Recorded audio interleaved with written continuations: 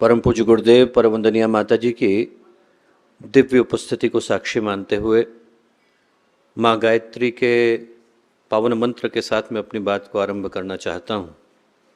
भारतीय धर्मशास्त्र, भारतीय अध्यात्म शास्त्र, यदि हम इनको पढ़ें, इनका अध्ययन करें, तो इनमें से प्रत्येक ऋषि मुनि अध्यात्मवेत्ता गायत्री के इस मंत्र को तारक मंत्र कह करके पुकारता है। भव सागर से पार करने वाला, न केवल इस संसार के बल्कि उस संसार के बंधनों से भी मुक्त करने वाला। प्रश्न उठता है कि बंधन क्या है?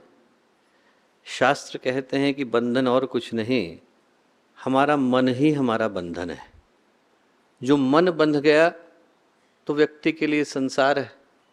जो अपनी कामनाओं में, अपनी तृष्णाओं में, उनके बंधनों में उलझा हुआ है, उसके लिए उसका मन ही बंधन का कारण बनता है। मन एव मनुष्याणाम कारणम बंध मोक्षयो। ये मन ही मनुष्य के बंधन का, ये मन ही मनुष्य की मुक्ति का आधार है।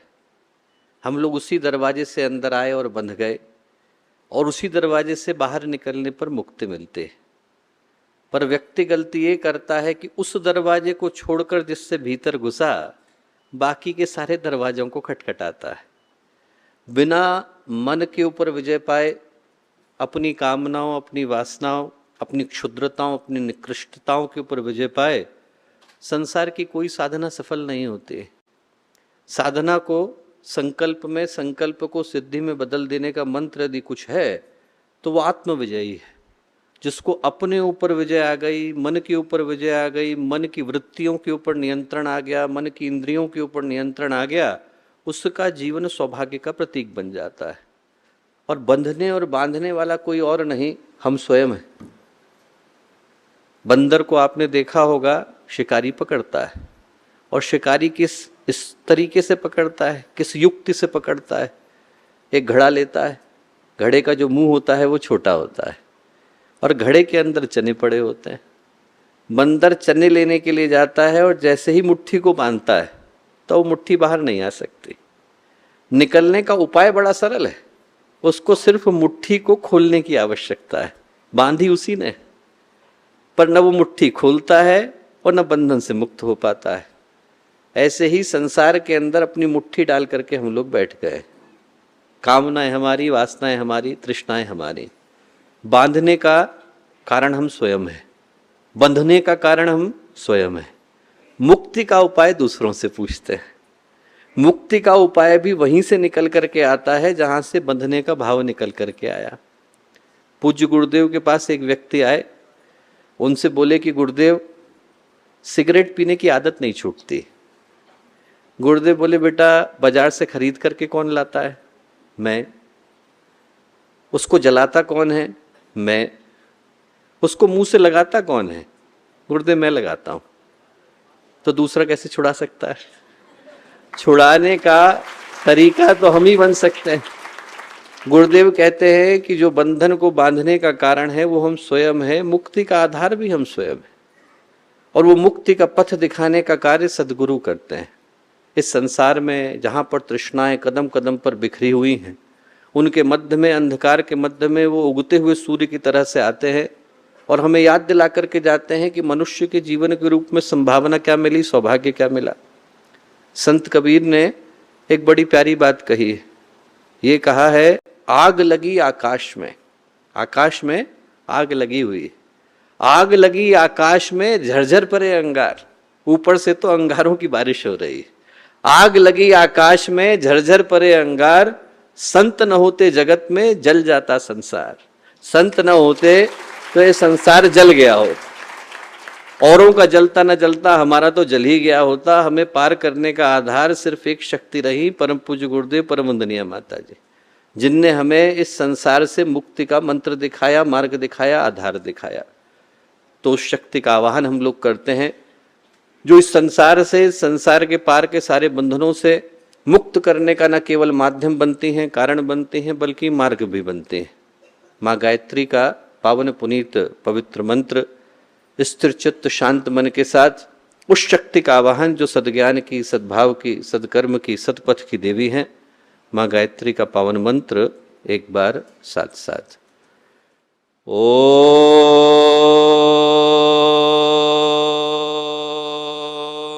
भूर्भुवः स्वः तत्सवितुर्वरेण्यं भर्गो देवस्य धीमहि धियो यो नः प्रचोदयात्।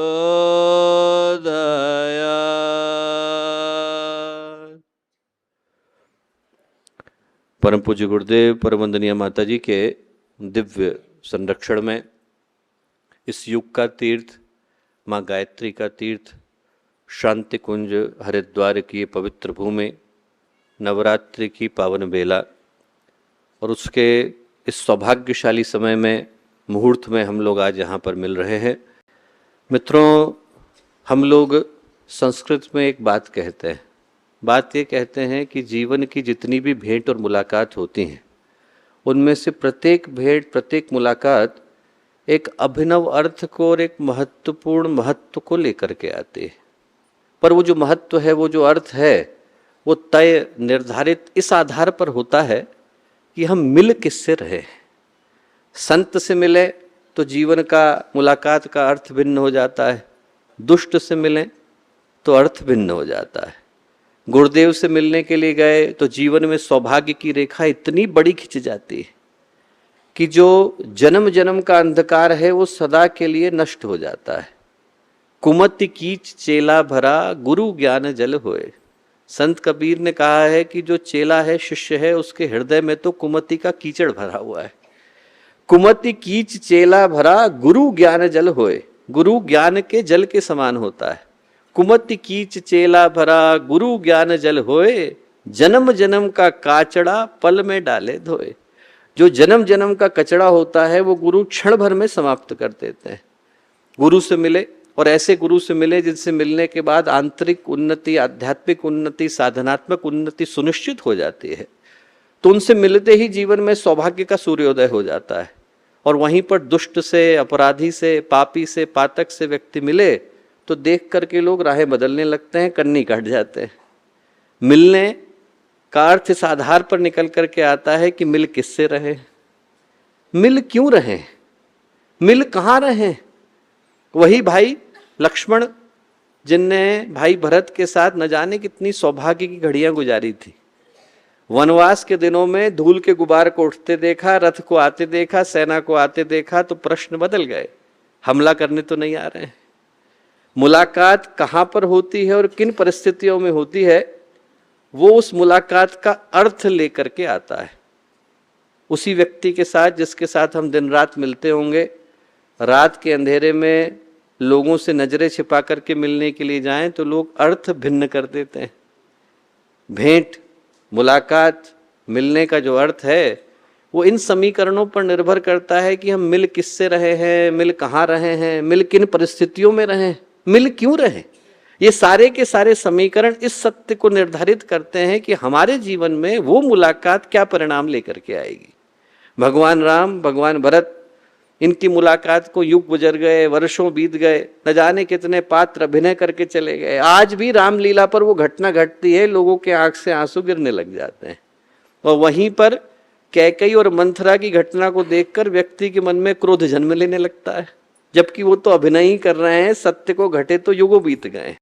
हमारे जीवन में कोई भी मुलाकात परिणाम तब लेकर के आती है जब हम उसके सारे समीकरणों को समझ पाने की स्थिति में होते हैं। उस दृष्टि से आज की अपनी इस मुलाकात का यदि हम लोग अर्थ निकाल करके देखें, समीक्षा करें, मूल्यांकन करें, तो पाएंगे कि न जाने कितने सौभाग्यों के मध्य में आज हम लोग बैठ रहे हैं। आज की इन विश्व को बदल देने वाली परिस्थितियों के मध्य में भारत की भूमि पर जन्म लेने का अवसर हम लोगों को मिला है। पुण्य प्रसूता भूमि। भारत अकेले विश्व के मानचित्र पर ऐसी भूमि है जिसने पलक झपकाई और एक अवतार को पैदा किया है।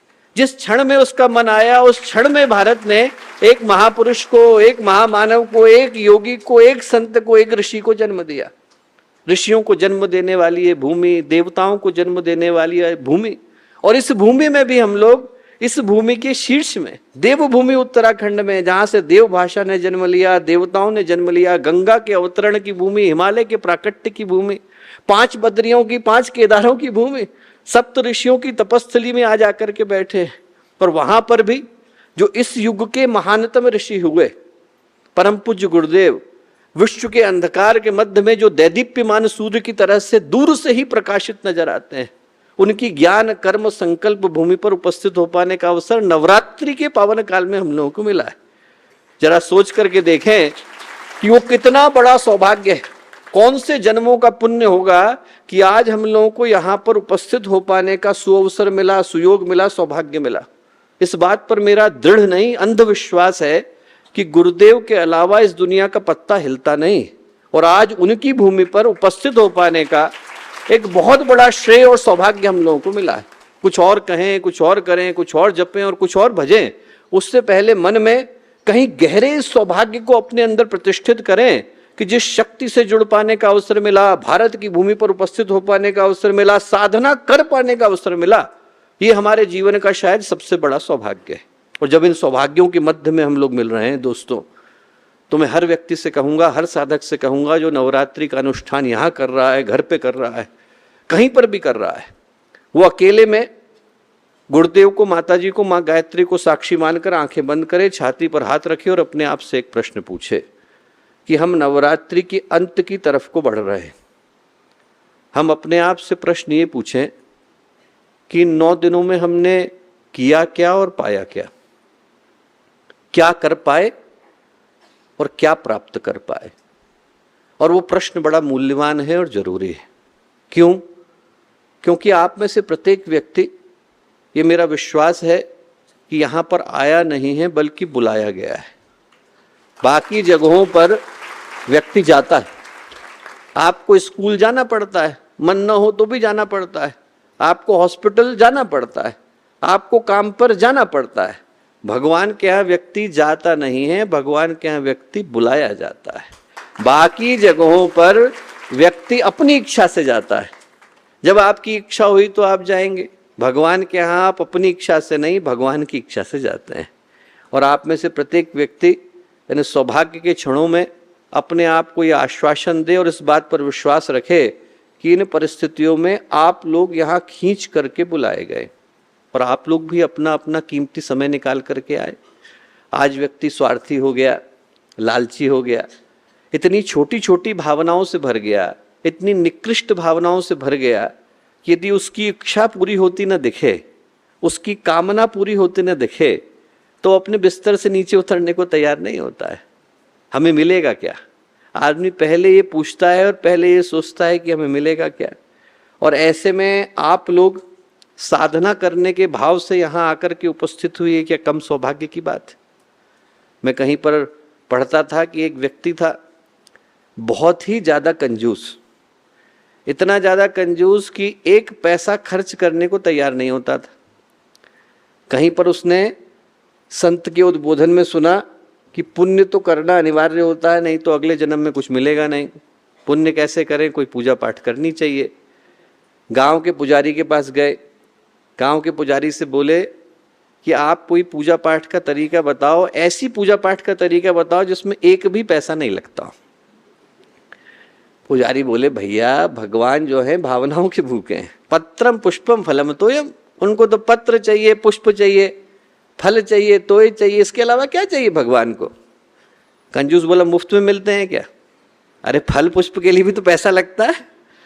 बोले, आपने कभी खरीदा है क्या? फल भी तो कहीं से खरीद के आता है। तो बोले कि अरे भैया तू शांति कुंज चला जा, शांति कुंज में तो 1 पैसा नहीं लगता। तो बोला, आने जाने का टिकट तो लगता है, आने जाना मुफ्त में होता है क्या? बोले, आने जाने का टिकट तो लगेगा, आप कह रहे हो वहां चले जाओ। तो जो पुजारी थे बोले, भैया जो तेरे मन में आए वो कर। उसने किताबें पढ़ी, किताबों में पढ़ा, एक जगह लिखा था कि मानस पूजा सर्वोच्च पूजा है।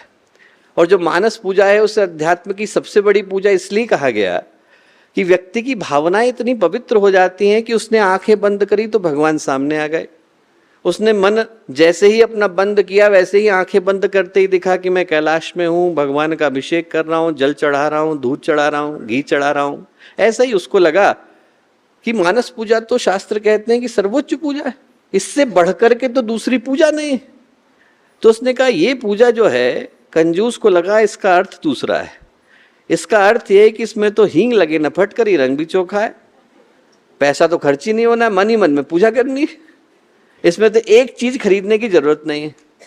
बैठ गया वो अपने घर में पूजा करने को, आंखें बंद कर ली, मन ही मन सोचा कि भगवान आ गए हैं, इतना सुंदर शिवलिंग है, मैं वहां पर रुद्राभिषेक कर रहा हूं, मैंने भगवान को पुष्प चढ़ा दिए, भगवान को मैंने अक्षत चढ़ा दिए, भगवान का जल से अभिषेक कर दिया, भगवान का दूध से अभिषेक कर दिया, भगवान को मैंने अब दही चढ़ा दिया, अब मैं भगवान के ऊपर घी चढ़ा रहा हूं। अब जैसे घी चढ़ाने की बारी आई, बोले अरे ज्यादा गिर गया इस बार तो, मन ही मन कर रहा है और मन में लगा कि मैंने घी ज्यादा डाल दिया है। भगवान शिव प्रकट हुए, हाथ रोके, बेटा मन में पूजा कर रहा है, कम से कम मन में तो कंजूसी छोड़ दे। आज आदमी इतना कंजूस हो गया, मन इतना छोटा हो गया कि मन की पूजा में भी व्यक्ति नाप तोल करके करना चाहता है। और ऐसे में आप लोग अपने अपने जीवन का कीमती समय निकाल करके यहाँ आए। प्रश्न पूछना तो जरूरी है कि इस 9 दिन के अनुष्ठान में हमने किया क्या और पाया क्या। आप में से हर व्यक्ति को यहाँ पर खींच करके बुलाया गया, आप अपना कीमती समय निकाल करके आए और एक विशिष्ट साधना को करने के लिए आए। विशिष्ट साधना सामान्य साधनाओं से भिन्न होती है। सामान्य साधना को करना हो तो घर में पूजा पाठ व्यक्ति करता है, विशिष्ट साधना को करने के लिए विशिष्ट जगह पर जाया जाता है, विशिष्ट तरीके से किया जाता है, विशिष्ट प्रयोग किया जाता है। आप लोग यहाँ पर विशिष्ट साधना को करने के लिए आए। विशिष्ट में क्या होता है, जो सामान्य का ढर्रा है उसको उलट दिया जाता है। घर का हमारा सामान्य का ढर्रा क्या था, किसी से आप पूछें रात को 2 बजे सोते थे, 9 बजे उठते थे, क्या कर रहे थे, रात में IPL का मैच देख रहे थे, क्या कर रहे थे, दोस्त आ गया था, बात करते करते पता ही नहीं चला रात के 1 बज गए, ऊपर खाट लगा करके बैठे थे, चंद्रमा और तारे गिन रहे थे, कितने पता नहीं चली पर रात निकल गई। व्यक्ति देर से सोता था और देर से उठता था, उठे कितने बजे, 8:15 बज गए थे, 9 बज गए थे। यहां पर आए तो गुरुदेव ने वो ढर्रा पलट दिया, 4 बजे उठना पड़ेगा, नहाने का मन नहीं है नहाना पड़ेगा, बिस्तर से निकलने का मन नहीं है निकलना पड़ेगा। वो जो आपके रोजमर्रा के दिनचर्या का ढर्रा था पलट गया, खाने का ढर्रा पलट गया। घर में क्या करते थे, हम तो आलू का पराठा खाते थे भैया, नींबू का अचार खाते थे, ढोकला खाते थे, फाफड़ा खाते थे, डोसा खाते थे, हम लोग बहुत अच्छा अच्छा खाते थे, आप आना आपको खिलाएंगे। यहाँ पलट गया, गुरुदेव की साधना में खाने का ढर्रा पलट गया, अस्वाद खाना पड़ेगा, जीभ के ऊपर अंकुश लगाना पड़ेगा। वो जो पूजा का ढर्रा था वो पलट गया। घर में व्यक्ति जैसा मन करता था तो पूजा करता था, मन करा तो किया, नहीं तो नहीं करी। एक सज्जन थे, मैं जानता हूं, वो जब मैच चलता था तो माला लेकर के बैठते थे, उधर मैच में रोमांच बढ़ता था, इधर मालाएं तेज हो जाती थी। जितना उधर की तरफ सेंसेशन होता था उतनी ही तेजी से उनकी मालाएं चलती थी। घर की पूजा व्यक्ति जैसा चाहे वैसा करता था, यहाँ ढर्रा पलट गया। यहाँ आपको व्रत अनुशासन में बांध दिया। गुरुदेव की जो विशिष्ट साधना है उसने कहा कि आपको इतनी मालाएं तो करनी पड़ेंगी। क्यों? क्योंकि कठोरता की आदत डाले बगैर जीवन में साधना संभव नहीं हो पाती। जो कठोरता है और कोमलता है, ये दोनों भी आदतों का ही नाम है। हमारे जीवन में विशिष्टता आती है जब आदमी, संग्राम जिंदगी है, लड़ना उसे पड़ेगा, जब उस संग्राम से व्यक्ति गुजरता है, जब उसको घिसा जाता है, उसको निखारा जाता है। एक राजा गए जंगल में, वहां पर उनने देखा कि एक किसान है और वो एकदम चट्टान के ऊपर आराम से सो रहा है। बड़ा आश्चर्य हुआ। उनने अपने मंत्री से कहा कि मंत्री जी, ये आदमी तो बड़ा तपस्वी, चट्टान के ऊपर सो रहा है, जहां पर हमसे चलते नहीं बनता, इधर उधर सांप घूम रहे हैं, बिच्छू घूम रहे हैं, उनके मध्य में सो रहा है। मंत्री जी बोले, राजन, ये जो कठोरता है, कोमलता है, मनुष्य की आदत का हिस्सा है। सिर्फ इसको आदत पड़ने की दे रही है। बोले इसका क्या मतलब है? बोले आप 3 महीने के लिए इसे हमें दे दीजिए। मैंने कहा ठीक, लेकर के आए। जो सबसे बड़ा महल था वहाँ पर मंत्री जी ने ठहराया। एकदम सुंदर सुंदर मखमली कालीन लग गए, बढ़िया वाला गद्दा आकर के लग गया, गुलाब की पंखुड़ियाँ डाल दी, इत्र लगा दिया गया। 5-6 लोग सेवा करने के लिए आ गए। 10 दिन तो किसान सो नहीं पाया, उसको चट्टान पर सोने की आदत थी। 10 दिन के बाद आदत पड़ गई। धीरे धीरे करके वो आदत इतनी गहरी हो गई कि भूल ही गया कि मैं किसान था और जंगल में चट्टानों के ऊपर सोया करता था। 3 महीने गुजरे तो मंत्री जी बोले राजा से कि राजन, हमारा वाला स्पेसिमेन रेडी है, आप कभी भी आकर के परीक्षा ले लीजिए। राजा ने कहा कैसे लूं? जैसा आपका मन करे वैसे ले लीजिए। राजा ने सूखे पत्ते लिए और उसके बिस्तर के ऊपर डलवा दिए। सूखे पत्ते बिस्तर के ऊपर डलवा दिए।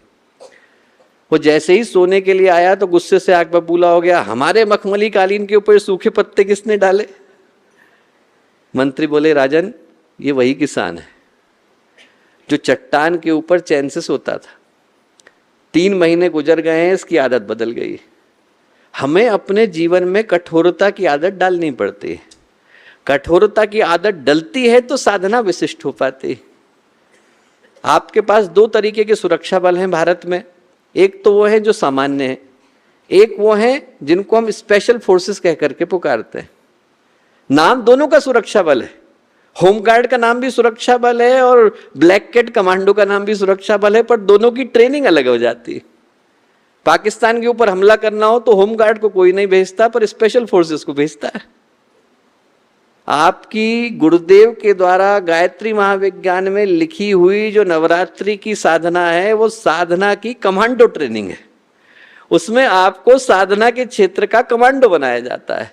शरीर के ऊपर, मन के ऊपर, भावनाओं के ऊपर, चिंतन के ऊपर, मान्यताओं के ऊपर, आस्थाओं के ऊपर, जो जो हमारे कुछ संस्कार हैं उनसे हमको 2-2 हाथ करने पड़ते हैं। अपने को निखारना पड़ता है।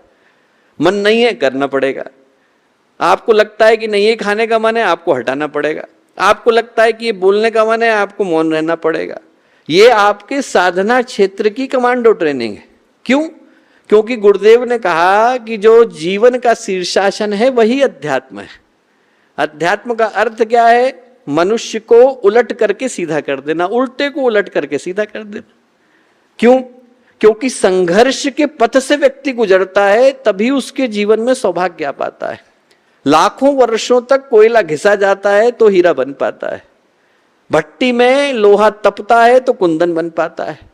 प्रकृति के प्रतिरोधों को, आंधी को, झंझावात को बीच सहन करता है तो वृक्ष बन पाता है। और धाराओं को चीर पाता है तो व्यक्ति तैराक बन पाता है। संघर्ष की भट्टी से जो निकलता है वही महापुरुष बन पाता है। व्यक्ति के जीवन में जब तक संघर्ष नहीं हो तब तक वो उसको निखार करके जाते नहीं। आप सारे महापुरुषों को उठा करके देख लीजिए, उनके लिए जिंदगी संग्राम ही रही। हमें लगता है कि भगवानों की जिंदगी आसान रही होगी, भगवान राम की आसान थी क्या? हम अपने आप को उनकी जगह पर रख करके देखें और सोचें। चक्रवर्ती सम्राट बनने के लिए जा रहे हैं, भारत के सारे राजाओं को आमंत्रण भेजा गया है, अभी विवाह करके आए, अभी जो है बिगुल नाजे बजने बंद नहीं हुए हैं, पूरे मंगल गीत चल रहे हैं। उन मंगल गीतों के बीच में सीढ़ी चढ़ करके जा रहे हैं, क्या करने के लिए? राज्याभिषेक। और आदेश क्या मिलता है? वन गमन का, जंगल को जाइए। और जिस चेहरे पर स्मित को लिए, मुस्कुराहट को लिए, गर्व को लिए, गौरव को लिए, स्वाभिमान को लिए भगवान सीढ़ी पे चढ़ते हैं, उसी गर्व, गौरव, स्वाभिमान के साथ जंगल को जाते हैं। ये क्या है? तपस्या। भगवानों को उस तपस्या से गुजरना पड़ता है, महापुरुषों को गुजरना पड़ता है। क्या ध्रुव को तपना नहीं पड़ा? क्या प्रहलाद को आग में उतरना नहीं पड़ा? क्या सुधनवा को खौलते तेल के कड़ाहे में नहीं उतरना पड़ा? क्या शिवी को अपने शरीर की बोटियां काट काट करके देनी नहीं पड़ी? क्या सत्यवादी हरिश्चंद्र को अपने जीवन में कठिनाई से नहीं गुजरना पड़ा? ऐसा कोई व्यक्ति ही नहीं। संत कबीर को तो पैरों में बेड़ियां डाल दी और बेड़ियों के दूसरे हिस्से पर संदूक बांध दिया ताकि बेड़ियां खोल करके आ नहीं जाए, और पानी में फेंक दिया, ऊपर से हाथी और चढ़ा दिया। मुस्कुराते हुए निकले। मुस्कुराते हुए निकले तो लोगों ने कहा शहंशाह ने आपके साथ ऐसा किया है। कबीर बोले शहंशाह वो नहीं है, मैं हूं। क्या बात करते हैं, आप तो फकीर हैं। कितनी प्यारी बात बोले कबीर। कबीर बोले चाह मिटी चिंता मिटी मनवा बेपरवाह। चाहत कोई है नहीं, चिंता है नहीं, परवाह है नहीं। तीन चीजें हैं जो व्यक्ति को परेशान करती हैं, न चाहत है, न चिंता है, न परवाह है। चाह मिटी चिंता मिटी मनवा बेपरवाह, जिसको कुछ नहीं चाहिए वो ही शहंशाह। जिसको कुछ चाहिए ही नहीं उससे आप छीनोगे क्या, वो असली राजा है। और वो आपको शहंशाह बनाने का, साधना के क्षेत्र का कमांडो बनाने का जो पथ है वो नवरात्रि की साधना का पथ है। गुरुदेव ने जो साधना दी दोस्तों, उसका सौभाग्य अप्रतिम है। गुरुदेव ने कहा कि नवरात्रि की साधना में, परिशोधन की साधना में 2 प्रक्रियाओं से हमें गुजरना पड़ता है। कौन कौन सी प्रक्रिया हैं? एक का नाम है धुलाई और एक का नाम है रंगाई। धुलना किसको है? कर्मों को। हमसे जाने अनजाने जो पहले गलत कर्म हो गए उनको धोने का काम कौन करेगा? हम ही तो करेंगे। और रंगना किसको है? हमको। अपने ऊपर गुरु के रंग को रंग लेना, भगवान के रंग को रंग लेना। इन दोनों के मिलने से नवरात्रि की परिशोधन की साधना पूर्ण हो पाती है, सफल हो पाती। पहले तो कपड़े को धोया जाता है। कपड़ा कौन सा? ये शरीर। ये शरीर भी तो कपड़ा ही है। भगवान गीता में क्या बोलते हैं? वासांसि जीर्णानि यथा विहाय नवानि ग्रहणानि नरोपराणि। ये जो शरीर है ये आत्मा के लिए कपड़ा है। एक दिन पुराना हो जाता है तो आत्मा इसे उठा करके फेंक देती है। अभी सुबह से शाम हो गई, शाम को ये जो कपड़े पहने हुए हैं हम लोग, ये पुराने हो जाएंगे, मुसल जाएंगे। तो इन गंदे कपड़ों को कोई नहीं पहनता, उतार करके फेंक देता है। ऐसे ही दोस्तों एक दिन जिंदगी की भी शाम होती है। जब जिंदगी की शाम होती है तो आत्मा भी शरीर को उठा करके फेंक देती है। वासांसि जीर्णानि यथा विहाय नवानि ग्रहणानि नरोपराणि। पर जब तक के लिए कपड़ा चढ़ा हुआ है तब तक उस पर मैल न लगे, जिम्मेवारी किसकी है? हमारी तो है। मैले कपड़े को कौन पहनता है? पोंछे को पहन करके कोई जाता है क्या? अच्छा कपड़ा पहनते हैं सब लोग। अच्छा कपड़ा धुला धुलाया पहनना जब शरीर के ऊपर जरूरी है तो आत्मा के ऊपर जरूरी नहीं? आत्मा को भी तो कर्मों का धुला हुआ, कुसंस्कारों से मुक्त ऐसा शरीर चाहिए जिसने उसके ऊपर प्रकाश का आवरण पड़ा रहे। उस प्रकाश के आवरण को देने की जिम्मेवारी हमारी। वो जो काली खाई, वो जो मैल आया, वो जो कषाय और कलमश आए, वो कहाँ से आए? हमारे किए कर्मों से आए। उनसे अपने को मुक्त करने का जो पथ है वो धुलाई का पथ है। जो गंदगी कर बैठे हैं उसको धोना, वो तप। दोबारा गंदगी नहीं करेंगे, अपने आप को भगवान के रंग में रंग लेंगे, योग। एक जगह में सफाई है, एक जगह में नई तैयारी है। ये दोनों मिल जाते हैं तो नवरात्रि की साधना हो जाती है। और होने के लिए एक ही चीज को समझना जरूरी। हमने गंदगी करी कैसे थी? जो गंदगी होती है वो कर्मों से होती है। भगवान ने इंसान को विशेषाधिकार दे करके भेजा है, वीटो पावर है। वीटो पावर क्या है? हर व्यक्ति को जो यहाँ बैठा है, बातों को घर पे सुन रहा है, कहीं पर भी है, दुनिया के किसी कोने में, हमको मानता है नहीं मानता, वेदों को मानता है नहीं मानता, उपनिषदों को मानता है नहीं मानता, फर्क नहीं पड़ता। हर वो व्यक्ति जो धरती पर है उसको कर्मों को करने की स्वाधीनता है। आपका जो मन करे वो कर्म करने के लिए आप स्वतंत्र हैं। बाकी जितने प्राणी हैं उन सब के लिए बंधी बंधाई व्यवस्था है, उसी के अनुरूप उनको जीवन जीना पड़ता है। बकरी है, घास फूस खा करके गुजारा करना पड़ेगा। वो रेस्टोरेंट में पहुंच जाए तो कोई घुसने नहीं देगा, डंडा मार के फेंक देगा। वो कहे नहीं नहीं मैं तो अन्न जल में खाऊंगी, मैं सागर रत्ना में खा करके आऊंगी, तो नहीं खा सकती है माता जी, आपको बाहर रहना पड़ेगा। बकरी नहीं घुस सकती। शेर को शिकार करना पड़ेगा।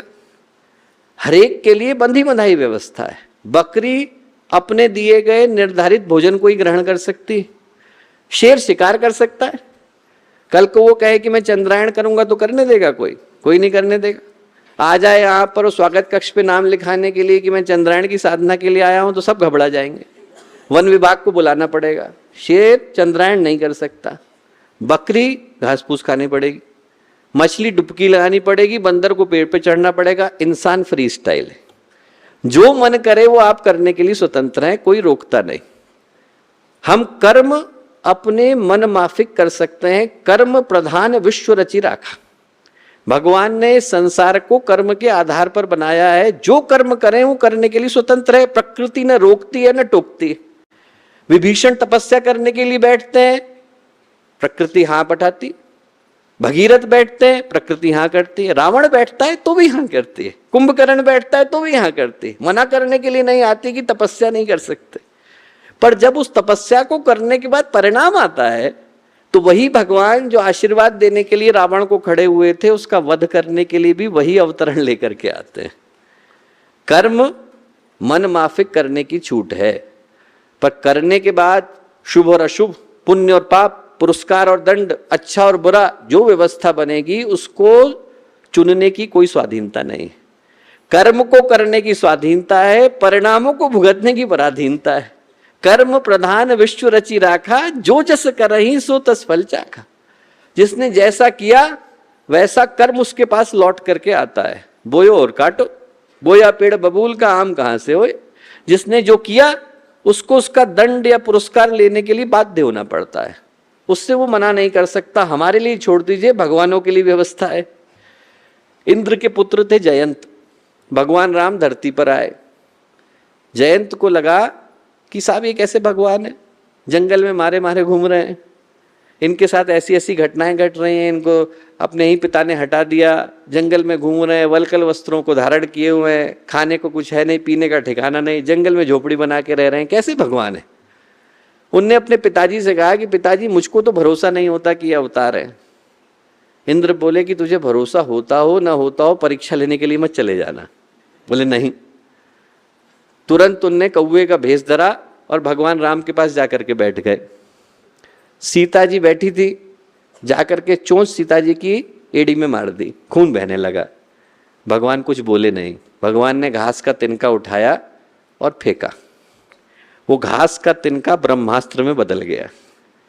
जयंत उसको देख करके भागा भागा भागा पिताजी के पास गया। बेटा इससे मैं भी नहीं बचा सकता, कहाँ जाऊं? देवगुरु बृहस्पति के पास जा। वहां पहुंचे, ऊपर जा, मैं नहीं बचा सकता। ब्रह्मा जी के पास गए। ब्रह्मा जी बोले बेटा अस्त्र मैंने ही बनाया है, पर बचा मैं भी नहीं सकता। उन्हीं के पास जा जिनने छोड़ा है, भगवान राम के पास जा। भगवान राम के पास गए, भगवान राम से क्षमा मांगी। भगवान राम बोले जयंत ब्रह्मास्त्र नहीं है, तुम्हारा कर्म है जो तुम्हारे पास लौट करके आया है। इसको वापस ले भी लूं तो भी ये तुम्हें दंड दे करके जाएगा। वापस लौटते समय में वो घास का तिनका जयंत की आंख में घुस गया, उनको काना करके गया। वो दिन है और आज का दिन है, हम कौवे को काना कौआ कह करके पुकारते हैं। भगवानों को दंड लगता है, हमें नहीं लगेगा। भगवानों को उस परीक्षा से गुजरना पड़ता है, हमें नहीं गुजरना पड़ेगा। गुरुदेव के पास एक व्यक्ति आए, बोले सजा हो गई है, गुरुदेव ऐसी कोई जगह बता दीजिए जहां पर मैं जाकर के छुप जाऊं और सुरक्षित रहूं। गुरुदेव बोले दुनिया से बाहर तो नहीं भाग जाएगा बेटा, जहां तक दुनिया है वहां तक कर्म है और कर्म के परिणाम है, भुगतना हर एक को पड़ता है। ऐसा कोई व्यक्ति ही नहीं जिसको कर्म का परिणाम भुगतने से छूट मिल गई हो। न वहां पर कोई कंफ्यूजन है, न वहां पर कोई कंसेशन है। कोई ये सोचे कि थोड़ा कम मिल जाएगा, डिस्काउंट है, नहीं। कोई ये सोचे कि हम थोड़ी घूस दे देंगे, ब्राइबरी है, नहीं। जितना है आपको भुगतना पड़ेगा। हर व्यक्ति के लिए वो व्यवस्था है। एक बड़े प्रसिद्ध संत हुए लाहड़ी महाशय। लाहड़ी महाशय जा रहे थे सड़क पर, उनका एक शिष्य साथ में चल रहा था। एक जगह पर रुके और जोर से चिल्लाए कपड़ा फाड़। क्या कह रहे हैं गुरुदेव? कपड़ा फाड़, कपड़ा फाड़। तुरंत बोले धोती फाड़ अपनी। उसने घबरा के धोती फाड़ी। फाड़ी फाड़ी, इतनी देर में एक पत्थर आकर के सिर पे लगा, खून बहने लगा। बोले अब यहां लगा दे। तो उनका शिष्य जो है लाहड़ी महाशय से थोड़ा आगे जाने पर बोला, बोले गुरुदेव एक बात बताइए, जब आपको ये पता ही था कि पत्थर आकर के लगने वाला है, तो क्या ये समझदारी नहीं होती कि हम लोग दूसरे रास्ते से चले जाते? आपको पत्थर नहीं लगता? लाहड़ी महाशय बोले बेटा वो पत्थर नहीं, मेरा कर्म था। आज पत्थर से बच जाता, कल को जब वो चट्टान बन करके लौटता तो कौन झेलता? महापुरुष इस सत्य को जानते हैं। लोग कहते हैं कि भगवान ने हमें क्यों नहीं बचाया, गुरुदेव ने क्यों नहीं बचाया। जानते हैं वो, उनको सारे कालों का ज्ञान है, पर वो जानते हैं कि इस कर्म से आज बचाया तो कल को ये बड़ा होकर के लौटेगा। भगवान कृष्ण थे, अभिमन्यु तो उनका अकेला भांजा था, सुभद्रा का पुत्र।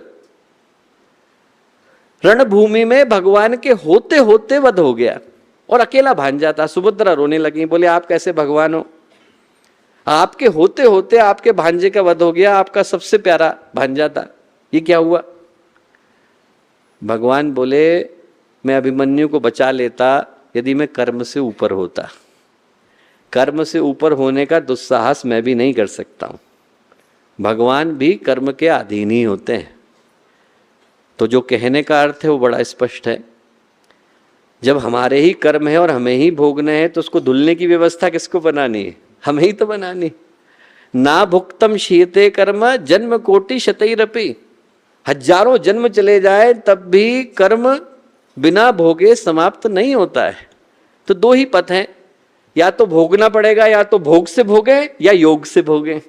तो जो पथ गुरुदेव ने दिया वो योग से भोगने का दिया।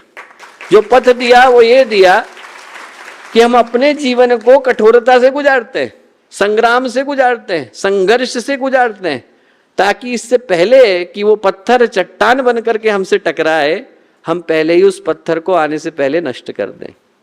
जो नवरात्रि की साधना है, विशिष्ट साधना है, परिशोधन की साधना है, इसमें हम दो प्रक्रियाओं से गुजरते हैं, धुलाई है और रंगाई। धुलना किसको है, कपड़े को। कपड़े में क्या लग गया है, मैल। कपड़ा कैसे धुलने के लिए जाता है, ऐसा थोड़ी होता है कि कपड़ा जाए और खुद ही भगोने के अंदर उतर जाए और खुद ही उबलने लग जाए और खुद ही बाहर आ जाए और खुद ही कहे वॉशिंग पाउडर निरमा अब मैं बिल्कुल अच्छा हो गया। ऐसा थोड़ी होता है। कपड़े को कोई धोता है। कपड़े को धोने का काम या तो धोबी करता है या वॉशिंग मशीन करती है। गुरु धोबी शीस कापड़ा साबुन सिरजनहार। संत कबीर ने क्या कहा, गुरु धोबी है, शिष्य कपड़ा है, भगवान का नाम जो है साबुन है। गुरु धोबी शीस कापड़ा साबुन सिरजनहार, सुरत शिला पर धोइए निकसे ज्योति अपार। जब बार बार घिसा जाता है, हमारे कपड़े का मैल छूटता है, अंदर का मैल छूटता है, तब हमारे अंदर से ज्योति निकल करके आती। पहले चरण में साधना के कपड़े को अपने आप को धोबी के हवाले कर देना होता है। कपड़ा लड़ने लग जाए, ऐ अपनी मोगरी दूर रख, तुझे पता नहीं हम राजा जी के कपड़े हैं, तो गंदा रह जाएगा। कपड़ा यदि बहस करने लगे अपने धोबी से कि तू मुझे साफ मत कर, तो गंदा रह जाएगा। हमें पूरे विश्वास के साथ जीवन में संघर्ष आए, परेशानियां आए, तो अपने आप को गुरुदेव की गोद के हवाले कर देना चाहिए। जो पहला चरण है वो ये कहता है कि बिना किसी शंका के, परेशानी के, सोच के, विचार के, कंफ्यूजन के जब हम धुलने के लिए तैयार हैं तो अपने आप को गुरुदेव के हवाले कर दें। नहीं तो आप इतिहास उठा करके देखिए, हरिश्चंद्र को कितनी सारी परीक्षाओं से विश्वामित्र ने गुजारा। कोई कहानी पढ़ेगा तो सोचेगा कि गुरु है कि दुश्मन है। सपना देख लिया है, राज्य मांगने के लिए आ गए, बच्चे को मार दिया, पत्नी को निकाल दिया। पर यदि न गुजारा होता तो 4 युग गुजर गए हैं, आज भी हम लोग हरिश्चंद्र को सत्यवादी कह करके पुकार नहीं रहे होते। उन कठिनाइयों से जो गुजरता है, संघर्ष से जो गुजरता है, उसके जीवन में सौभाग्य आ पाता है। पहले चरण में हर व्यक्ति से कहूंगा कि ऐसा कोई व्यक्ति नहीं जिसके जीवन में कष्ट नहीं हो। हम लोग अपने कष्टों को ये समझ करके गुरुदेव के सुपुर्द करते हैं। यहाँ बैठे हैं, युग तीर्थ में हैं, गायत्री तीर्थ में हैं, कि वो सब कुछ जानते हैं, हवाले कर दिया। अब आपको जो सही लगता है वो आप करिए। पांडवों को दर दर भटकना पड़ा, दर दर भटकना पड़ा तो भगवान कृष्ण से लोगों ने जाकर के कहा कि आपके तो इतने प्रिय हैं, फिर आप उनको इतनी कठिन परीक्षा से क्यों गुजार रहे हैं। भगवान क्या बोले, सिर्फ राजा नहीं बनाना है, उनको पांडव बनाना है। राजा बनाने का काम होता तो 2 क्षण में हो गया होता। पांडवों को पांडव बनाने के लिए परीक्षाओं से गुजारना जरूरी है। भगवान के मुंह से क्या निकला, सच है विपत्ति जब आती है कायर को ही दहलाती है। भगवान बोले जब विपत्ति आती है सच है विपत्ति जब आती है, कायर को ही दहलाती है। शूरमा नहीं विचलित होते, क्षण एक नहीं धीरज खोते। कांटों में राह बनाते हैं, विघ्नों को गले लगाते हैं।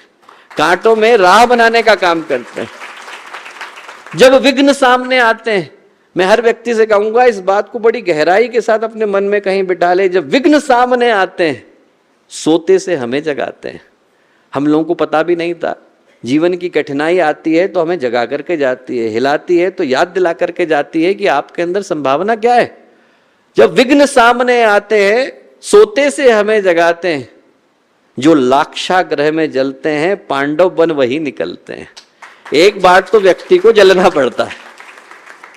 जो पहला पथ है वो अपने आप को बिना कुछ सोचे गुरुदेव के हवाले कर देने का पथ है। जहां से ले जाएं, जो उनको सही लगे वो करें। दूसरा, कपड़ा जब सुपुर्द होता है तो क्या होता है, उसको उबलना पड़ता है या वॉशिंग मशीन की साइकिल से गुजरना पड़ता है। वो जो समय है जब हमारे कर्मों को उबाला जा रहा है, उबाला नहीं जाएगा तो निकलेंगे कैसे? घाव को चीरा नहीं जाएगा तो मवाद कैसे निकलेगा? डॉक्टर सर्जरी नहीं करेगा तो ऑपरेशन सफल कैसे होगा? वो प्रक्रिया पहली वाली प्रक्रिया का ही दूसरा अंग है। जब जीवन में कष्ट आए तो जो दूसरा मंत्र है दोस्तों, गुरुदेव की नवरात्रि की विशिष्ट परिशोधन साधना का, वो यही कि उन संकटों को, परेशानियों को मुस्कुराते हुए सहन करना है। सबको गाली देते हुए हमने भोगा तो उसका कोई मतलब नहीं।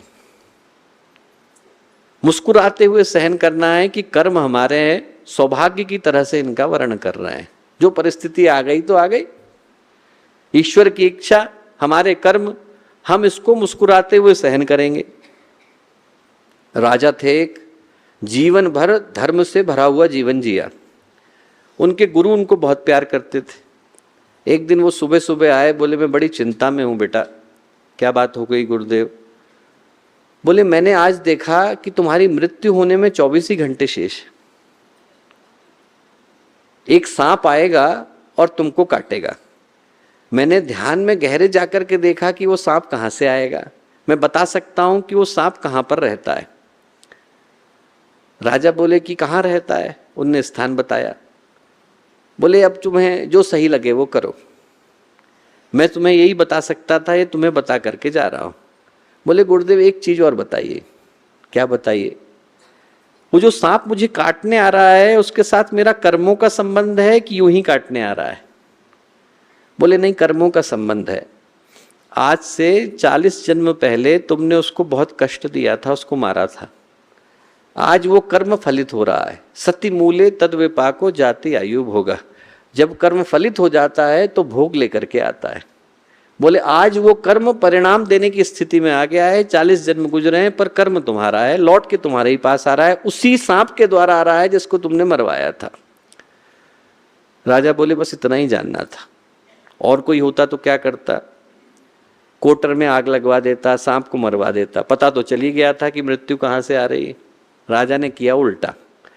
राजा ने किया कि कर्म हमारा है, इसको सौभाग्य की तरह से वर्ण करेंगे, चेहरे पर मुस्कुराहट के साथ वर्ण करेंगे। जो सांप का बिल था, उसकी कोटर थी, वहां से लेकर अपने राजमहल तक, शयन कक्ष तक लाल कालीन बिछवा दी। हर जगह पर दूध रखवा दिए। जो जो सांप को पसंद है वो सारा सामान रखवा दिया।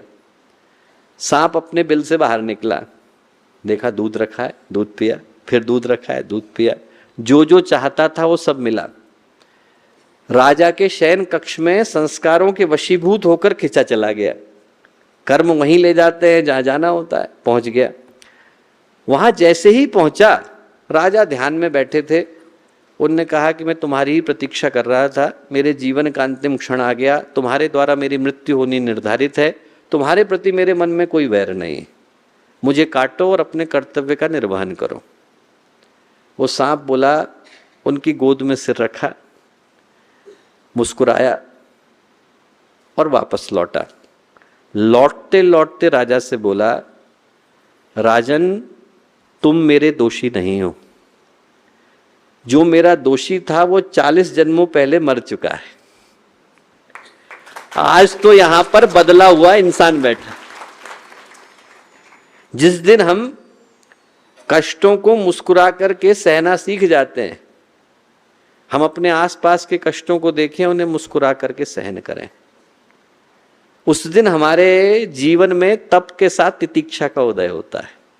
तितिक्षा का अर्थ है मुस्कुराते हुए कष्टों को सहन करना।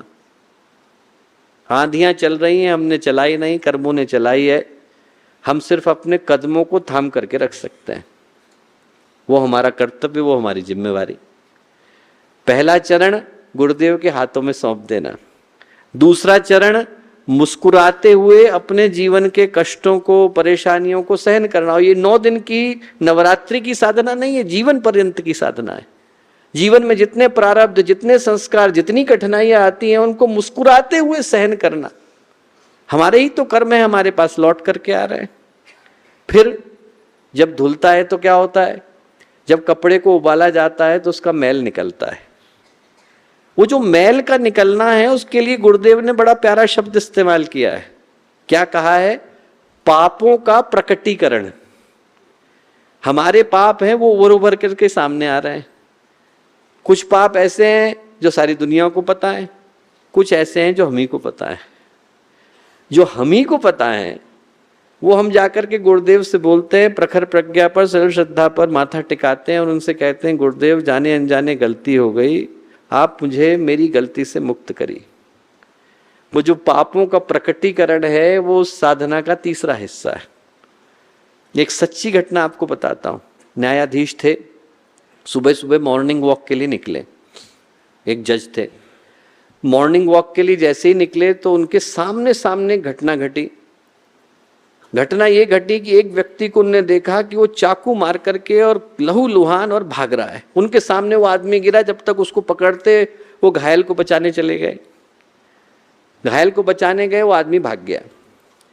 संयोग ऐसा हुआ कि अपराधी पकड़ा गया और वो मुकदमा उन्हीं की अदालत में आया। जब अदालत में आया तो उन्होंने देखा कि ये तो वो व्यक्ति ही नहीं, अपराधी को तो मैंने अपनी आंखों से देखा है, ये तो कोई और है, ये कौन आ गया? पर जो साक्ष्य थे, सबूत थे, गवाह थे, सबके सब उसी के अगेंस्ट में बोल रहे थे। जो पुलिस रिपोर्ट बना करके लाई उसी के उसमें, पुलिस वाले से उन्होंने अकेले में बात करी। पुलिस बोला, साहब क्या करें, सारे के सारे लोग इसी का नाम ले रहे हैं, जितने गवाह थे सब उसी का नाम ले रहे हैं। और उनमें से कोई उनको बुरा आदमी भी नहीं लगा, ऐसा भी नहीं लगा कि कोई जानबूझ करके इसको फंसाने की कोशिश कर रहा है। पर उनके मन में शंका थी। उनको लगा कि इन प्रमाणों के आधार पर मैं सजा सुना दूंगा तो बेगुनाह को सुना दूंगा। उनने उसको अकेले में बुलाया, बोले इसको हमारे चैम्बर में भेज दो। भेज दिया गया। उनने उससे कहा कि एक बात बता, तू अपराधी नहीं है, ये सिर्फ तू नहीं जानता, मैं भी जानता हूं, मेरे सामने की घटना है। बोले पर सारे साक्ष्य और सबूत तेरे ही विरोध में जा रहे हैं। एक बात बता, तेरे से जाने अनजाने कोई पाप तो नहीं घटा? बोला, मैंने अपनी चाची को मारा था, उस घटना को कोई जानता नहीं। न्यायाधीश बोले, तब सही है, तेरा कर्म तेरे पास लौट करके आ रहा है। मुझे लगा कि मैं कहीं बेगुनाह को सजा न दे बैठूं, पर भगवान देने को तैयार है। हमारे पाप प्रकटीकरण का कोई न कोई मार्ग ढूंढ लेते हैं। एक जगह से व्यक्ति रोके तो दूसरी जगह से आ जाते हैं। गुरुदेव कहते हैं, जिनको हम जानते हैं, जिनको नहीं जानते, सिर्फ 100 मीटर की यात्रा करनी है, सजल श्रद्धा पर, प्रखर प्रज्ञा पर। इधर चले गए तो अखंड दीपक पर, ऊपर चले गए तो गुरुदेव के कक्ष में, और ज्यादा दूर न जाना हो तो अपने अंतर मन में गुरुदेव के सामने बैठकर निष्पक्षता के साथ, ईमानदारी के साथ अपने सारे बुरे कर्मों को उनके सामने खोल करके रख दें। जो परिशोधन की प्रक्रिया है वो कहती है, पहले चरण में अपने आप को सौंप दें। सौंप दिया, उबलने के लिए तैयार हो जाएं, मुस्कुराते हुए सहन करें। हमारे जो पाप हैं वो उभर करके आएंगे, उन्हें गुरुदेव के सामने रख दें। और जो अंतिम प्रक्रिया है वो क्या? कपड़ा नया हो गया, धुल करके साफ हो गया, मैल चला गया। अब जब मैल चला गया, कपड़ा नया हो गया, साफ सुथरे कुर्ते को, धोती को पहन करके हम जा रहे हैं, तो आदमी नाली में थोड़ी कूदता है। हम भगवान से कहते हैं कि अब नए हो गए हैं, अब दोबारा हमारे जीवन में गंदगी नहीं लगाएंगे। जो चौथा चरण है वो ईश्वर से ये प्रार्थना करने का है, गुरु से ये प्रार्थना करने का है कि दोबारा हमसे वो गलती ना हो जाए जो एक बार कर बैठे। जो असली परिशोधन की प्रक्रिया है वो ये चलती है, और सिर्फ एक कर्म के चक्र से नहीं, अनेकों चक्रों से व्यक्ति को मुक्त करती है। जिसके जीवन में अहर्निश चल रही है उसके जीवन में परिशोधन अहर्निश हो रहा है। और जितनी गुरुदेव ने वैज्ञानिक तरीके से परिशोधन की प्रक्रिया बताई है उतनी दुनिया में किसी ने बताई ही नहीं। सिर्फ प्रायश्चित की कहानी नहीं है, सिर्फ कन्फेशन तक वो सीमित नहीं है, बल्कि ये प्रार्थना भी उसके साथ जुड़ी है कि जिन कारणों से मेरे कर्म आए उनको धोने का प्रयास भी मैं स्वयं ही कर रहा हूं, दोबारा गंदा नहीं होगा इसका प्रयास भी स्वयं कर रहा हूं। गुरुदेव कहा करते थे, लोगों ने अध्यात्म का अर्थ गलत निकाल लिया। अध्यात्म का अर्थ क्या बना लिया? बाजीगरी। गुरुदेव बोलते थे कि क्या होता है इसमें, इसमें लोग देवताओं को कबूतर और देवियों को मछली समझ के बैठ गए। कबूतर को कैसे पकड़ता है बहेलिया, चावल फेंका, अब देखो कबूतर पकड़ में आएगा, एक नहीं पकड़ में आएगा तो दूसरा आएगा। गुरुदेव बोलते थे लोग ऐसे ही करते हैं, चावल लेकर के गए और भगवान के आगे डाल दिया, हनुमान जी पकड़ में आएंगे, नहीं पकड़ में आएंगे तो गणेश जी आ जाएंगे। भगवान कोई कबूतर थोड़े हैं, भगवान कोई मछली थोड़े हैं कि आटे को पकड़ने के लिए आ जाएंगे। भगवान सद्गुणों के समुच्चय का नाम है। हमारी जो साधना की प्रक्रिया है वो चमत्कार की नहीं, परिष्कार की प्रक्रिया है। गुरुदेव ने जो अध्यात्म बताया है, इस अध्यात्म में चमत्कार की कोई गुंजाइश ही नहीं, इसमें सिर्फ परिष्कार की गुंजाइश। ऐसा नहीं है कि पर्ची लिखी चमत्कार हो जाएगा ना, यहां पर व्यक्ति को अपने कंधे, व्यक्ति को अपना पैर इतना मजबूत करना पड़ेगा कि आप उसके ऊपर अपने व्यक्तित्व को अच्छे से टिका सके। जिसका टिक गया उसके जीवन में अध्यात्म आ जाता है, जिसके अंदर वो साहस आ गया, संग्राम आ गया, उसके जीवन में चमत्कार हो जाता है। तो हम लोग इस युग के भगवान के द्वार पर आकर के खड़े हुए, यहां से वो लेकर के जाए जिससे जीवन में सौभाग्य की घड़ियां सदा के लिए शुरू होती। एक अंतिम कहानी सुना करके बात को समाप्त करूंगा। कहानी क्या? कहानी हमको गुरुदेव सुनाते थे कि एक राजा थे, जंगल में गए शिकार करने के लिए, करते करते भटक गए, अंदर जंगल में गहरे चले गए, भूखे प्यासे भटकते रहे 3 दिन तक। 3 दिन के बाद क्या हुआ कि एक उनको किसान दिखाई पड़ा। किसान उनको अपनी झोपड़ी में ले गया, खाना खिलाया, पानी पिलाया, शुश्रूषा करी, उनकी सेवा करी। जब वो ठीक हो गए तो वो किसान उनको सही मार्ग पर छोड़ने के लिए आया। अब आप यहाँ से अपने राज्य को जा सकते हैं, सही रोड है, आप इसको पकड़ेंगे सीधे चले जाएंगे। राजा के मन में क्या हुआ? कृतज्ञता आई। राजा को लगा कि इस व्यक्ति ने मेरे जीवन को बचाया, इसका मैं ऋणी हूं। तो राजा ने उस किसान से कहा कि देख, मैं हमेशा के लिए तेरा ऋणी रहने वाला हूं, तू एक काम कर, आराम से सोच, आज मत मांग, जब तेरा मन करे तब मांगना। जब भी तुझे लगे कि ये वो चीज है जो मैं मांगना चाहता हूं, मांगना, और यदि वो चीज मेरे पास होगी तो मैं तुझे दूंगा। ठीक। 3 साल गुजर गए। 3 साल के बाद क्या हुआ कि एक दिन उसकी समझ में आया कि मुझे मांगना क्या है।